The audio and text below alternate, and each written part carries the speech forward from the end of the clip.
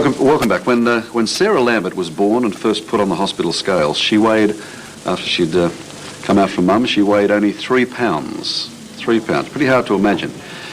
Have a look at this. This was fitted around Sarah's wrist just after she was born. I can barely get it on my small finger, and I don't have very big hands. But that was around her wrist. She's been called the miracle baby, and 18 months later, her mum, Jenny, is understandably exceptionally proud of her. Would you please welcome Jenny and Sarah Lambert. Thank you, Jen. It is, we look at it now, I mean, there hasn't been a huge growth in the 18 months, has there? Oh, I think she's quite big to me. She's quite big to you, is she? And how much does she weigh now? She's 13 pounds, but just not growing too well. All right, but 13 pounds, I mean, that's the size of a big baby is about 11 pounds, isn't it? A really big baby, so she's just born, freshly born. All right, well, let's talk. I mean, it's hard to know where to start. Parents who have children who have a cold or have something wrong with them must have to think every time about stories like yours. Let's go through it. When she was born, what did you discover had happened to her? Well, Sarah had to be born 8 weeks early because she was dying inside me, so I had her by caesarean. And they wasn't expecting her to come through the caesarean. Then they came and told me that the baby had 24 hours to live, so you better come and see her. And she just kept going. And when she was a week old, the cardiologist came around and said that she had to be rushed straight over to the Royal Children's to have some cardiac surgery. And he didn't expect her to pull through that. But she did, and then she had another cardiac surgery and quite a few after that. There was a hole in the heart? Yeah, there was a hole in the heart, then she wasn't getting blood circulating below her waist. She was the smallest baby they've done heart surgery on before. I've been told she's one of 5 in Australia, the smallest. Well, you can imagine how small she must have been if that was fitting around her wrist at the time, can't you? Damaged lungs? Very damaged lungs. She had to be on a ventilator for 4 months of life, which didn't help. And another 4 months on oxygen. She's going to play with the microphone. They always put it. Okay, so you've got... This might be told off. Oh, I didn't tell her off. I didn't tell you off, darling. Oh, sorry, I didn't think. No, I'm offside. And then, so you've got the hole in the heart, the damaged lungs, and then the kidneys pack it up. Well, she got so sick being so tiny, having all the heart surgery, that her kidneys just shut down. And then things just got worse from there. How can they get worse from there? I can't imagine. Oh, they did. The doctors called me in and they'd done an ultrasound on the kidneys and they said that both her kidneys were dead. And the only thing now was to stop treatment. And I sort of wasn't sure what they meant. And they said we'd have to switch off her machines, we'd give her a large dose of morphine and let her pass away peacefully. If you come in the next day with your husband, we will do so. And all the doctors agreed apart from one. And he said, oh no, you can't give up that easy on Sarah. She's kept on battling. I won't give in. We'll do one more test. And the doctors still disagree with him. He got his way in the end. They did a kidney biopsy. And the next day we went in, we're waiting for these test results, but they were all so pessimistic. They had the screens drawn around us. And they said to me and my husband, would you like to hold your baby now that she's alive or after she's passed away? How old was this, Jen? 4 months old. Oh, what? So, I wasn't really sure. But you, with all this advice the doctors have been giving you and your husband must have had to brace yourself to the fact that she probably wouldn't survive. So you'd lived that life and death 100 times, I imagine. Oh, we've been called to her bed so many times, not expecting her to live. This time they were so adamant about her kidneys, never working again, that I was told to make funeral arrangements, and I did. I had everything planned before, which was a hard thing to do, but I thought I'd cope easier with it. Did you support the one doctor who was saying, let's give one more test, or had you at that stage thought, well, I'll take the general advice? I don't know.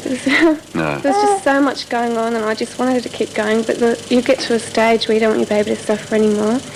But the thing that really hit me hard was when we did come in and see Sarah that day with the screens drawn around, and I held and she opened her eyes for the first time ever, and I thought, oh God, I'm failing her as a mother. And I just sat and I really prayed so hard. And then he came back and said, we'll give her that chance. There's a slight 1 in a million chance that her kidneys will start working. 1 in a million? And they did 8 weeks later, which was amazing. Well, nothing, no chemicals, no drugs or anything, just if they started working? Yeah, basically. She was on dialysis, the longest baby ever again. So they started working and we were just utterly amazed. And how is she now? And I asked you earlier, obviously in a studio with all these lights and all these people and so on, it's an uncomfortable situation, but is she a happy baby? She's a hysterical baby. She's into everything. A hysterical baby, is she? She's just so fun, loving. All the nurses love her. And she's adjusting well. She's good considering I have to tube feed her.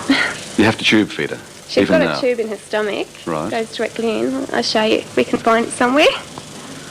She'll see when you feed her in public. I fed her Ribena through her mouth and it all came back through a tube. People thought it was blood. Oh, did it? So she has to, all the feeds have to be through the tube, and that goes straight. That's why we're trying to get her to grow so she's big enough for a transplant, and that kidney goes transplant. Just a big syringe and you just plunge it in. Straight to the tummy from there. Now, what does she think? Does she try and play with that? Does she? Have you got to wrap it up? I did it. I had to tape it to her stomach at first, but she's adjusted. Yes. But I pulled it out once the mistake got caught. I'm afraid you can have it. I'm not going to say anything to her again. You can have it, darling. It's all yours. Don't you worry. Now, on top of all that, you were in fact out here as you're English born, and you were out here at the time when she was delivered, and you then ran into trouble with bureaucracy and red tape. Oh, definitely. Just what you need. Just what you needed, Jen. Oh, just with immigration as well. They said as soon as Sarah was fit to fly, which was for a long time, that she'd have to leave the country. But I was advised by doctors in England and specialists at the Royal Children, the facilities just wasn't available in England. And Melbourne had a unique facility for renal transplants for young children. So you wanted to stay here, obviously, and be naturalised and have her live here with you? I just wanted the best for Sarah. I was so worried about taking her back. I mean, I really believed that she'd die, having to wait for a kidney in England. The availability was just far greater here. So we fought with immigration and... How long was that battle? Well, it's just finishing now. I've just handed my passports in to finally get stamped. But it took a lot of media coverage, to get the results needed. But we battled on, we've got there. You've got there and she's fine. Now what's the next step? You simply just have to keep feeding her and hoping that she grows. That's right, just need her big enough to have a transplant. How big does she have to be for the transplant, Jen? Well, as she grows older, her kidney function will drop. That's a bit of a vicious circle. Right. So we don't know, but we reckon under the age of 5. She's very touchy today. She is very touchy. Does she want to take the microphone with her? She could have. Well, is she talking? Is she?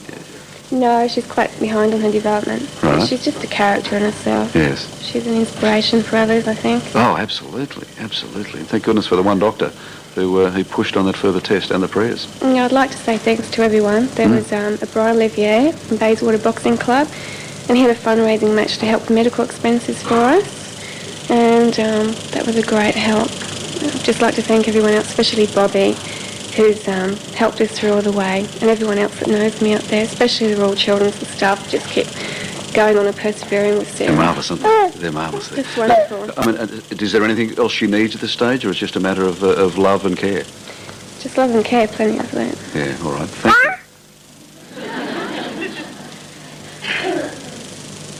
I think she wants to drink. She'll probably put that in her mouth. Can she drink? Well, sort of. Just go everywhere. Want some? No. Good move. Jenny, thank you and congratulations. It is inspirational. It's quite Lovely. marvellous. Thanks very much. Thank you very much indeed. We probably won't clap. Let's not upset her. Oh, she's okay. She's All right, let's clap. Thank you very much indeed. And after break, the James Bond of Collingwood, media megastar Lou Richards. He's next.